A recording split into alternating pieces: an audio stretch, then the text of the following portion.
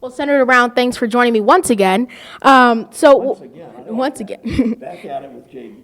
So what is your new book, Desk 88, about? It's my first month in the Senate. I walked around the Senate floor looking where to sit. The freshmen choose last.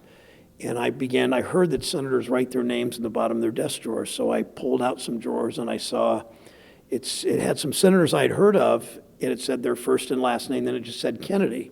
So I went over to Ted Kennedy, the senator from Massachusetts, and I said, Ted, which brother's desk is this? And he said, well, it's got to be Bobby's because I have Jack's desk. So he had the former president's desk, and I had the little brother's desk. And so I thought I'd write about some of the senators that held this desk, all pro-labor, all progressive, all supporting civil rights and Social Security and worker rights and clean air and clean water and all those things that progressives care about. I really like that backstory. That is a good backstory to that. Thanks. So what inspired you to write this book? What were some of the things that you've seen that made you want to write about them? Well, I wanted to, first of all, understand these 8 senators. They're all white and they're all men because the Senate was pretty much all that. And I would predict, you'll probably still be around decades from now. I won't be. I would predict decades from now there will be people that look like you that hold that desk. There will be women that hold that desk, and they will contribute to a more progressive America than maybe we've seen sometimes. But what inspired me, I wear this pin on my lapel. It's a depiction, it's a canary in a bird cage. And I mean, you know a lot about organized labor because of your mom and because of your work. And the mine workers used to take a canary in a cage down in the mines, and if the canary died from lack of oxygen, the mine worker was on his own. He didn't have a union as strong in those days as the UAW or other unions are now. He didn't have a government really that did very much on to keep workers safe. So that's why I wrote the book, to talk about how government the whole idea is the power of government can be used to make people's lives better. So who are those 8 progressive senators that you mentioned in your book? Well, the first one is Hugo Black. He was from Alabama, and he was elected in 1926. The second one is Theodore Francis White from Rhode Island, elected in the 40s, late 30s, 40s, and then into 1960. The third one is Glenn Taylor, who was a one-term senator from Idaho. They call him the singing cowboy from Kooskia, Idaho. And he only won once, although he lost 6 times running for office.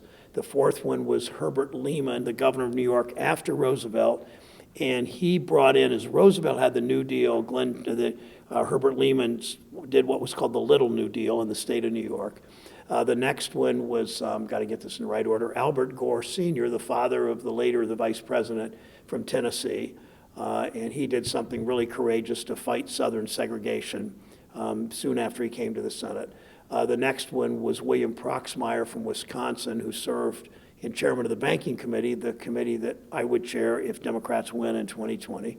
Then the last 2 were Robert F. Kennedy, who was not in the Senate very long because he was assassinated, as you know, and then George McGovern, who was the Democratic nominee for president in 1972. And McGovern did more to fight world hunger than probably anybody. In fact, he met the Pope, Pope John the 23rd, and John the 23rd said to Senator McGovern, when you meet your maker, you can tell him that you fed the hungry.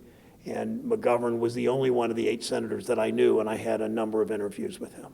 So it's clear you've done a lot of research. I've read 100. If you look in the back of the book, you'll see a bibliography. I read 150 books and interviewed about 100 people. Wow. But it took 10 years. I didn't do this. Oh, okay. I didn't do this as an after-school project. And I have a full-time job. I work every day in the Senate. When we're not in session, I'm in Toledo, or I'm in Oregon, or I'm in Wauseon, or I'm around this area. So I knew that I do this in my spare time over 10 years. So how do you define progressive senators? Well, progressive, Ralph Waldo Emerson said history's a fight between conservatives and progressives, and the conservatives want to preserve the status quo. They want small government. They want tax cuts for rich people.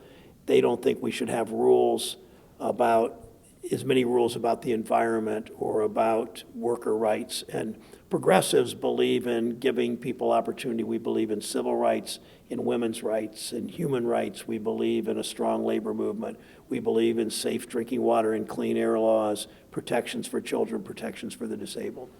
Especially clean air and drinking laws, which in Toledo will definitely be a big issue, definitely. It's a big issue every summer with algae blooms. And I'm on the agriculture committee. One of the things we do is work with farmers so that the runoff from fertilizer into the lake is limited, so that these algae blooms don't choke off. They, in a sense, choke off the oxygen from the water, and make the water undrinkable.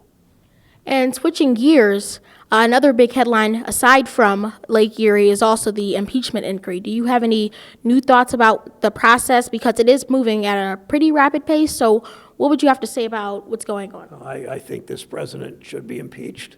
Understand impeachment is not removal. The impeachment is similar. I'm not a lawyer, but I do this all the time. Impeachment is the same in a regular courtroom as indictment. Then there's a trial. And so if the House impeaches, and they should, in my mind, because this president asked foreign countries to help his campaign. Richard Nixon didn't even do that. So that clearly is against the law. It then moves to the Senate, and all 100 of us in the Senate sit as a jury. And I don't know how I'd vote yet. The jury has to make a decision. They have to listen to the president's side. So the prosecutors, the House members that brought impeachment, will speak, and the president's lawyers will defend the president and say why he shouldn't be removed. Then these 100 members of the Senate make the decision. And the cautionary note, I'd say, for everybody, for all 100 of us in both parties and in any political party, is don't prejudge until you've heard it. Don't listen. That's the only time I'd say don't listen to what your mail and your phone calls, because it really doesn't matter here any more than in a jury for a murder trial. It doesn't matter what the public thinks. It matters what the evidence is. And whether or not we remove President Trump, convict him and remove him from office, should be totally because of the evidence after they've gone through a trial. Well, Senator Brown, thank you so much for joining me. Always good interviews, both times we've done it. Thank you. Thanks, my friend.